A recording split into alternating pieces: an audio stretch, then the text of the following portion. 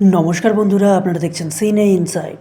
অনুরাগের ছোঁয়া ধারাবাহিকে আজকের পর্বে দেখবেন সুদীপা পরমাকে বলে, পরমা, আমাদের মধ্যে যাই হয়ে যাক না কেন, দুই ভাইয়ের মধ্যে ঝগড়া যেন না হয়, তার চেষ্টা আমাদেরকেই করতে হবে।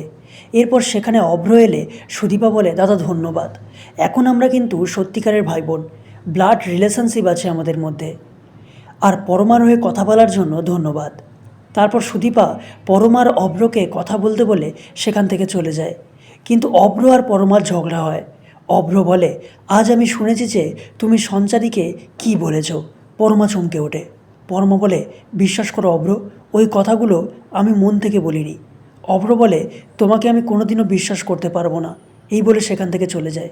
এদিকে আদিত্য আর সুদীপার রোম্যান্টিক মুহূর্ত দেখা যায়। আদিত্য সুদীপাকে কাজে টেনে নেয়। সুদীপা বলে, আপনি কি করছেন? আদিত্য বলে, শাস্তি দিচ্ছি। এই বলে সুদীপার কাছে গেলে সেই মুহূর্তে গায়ত্রী দেবী চলে আসে।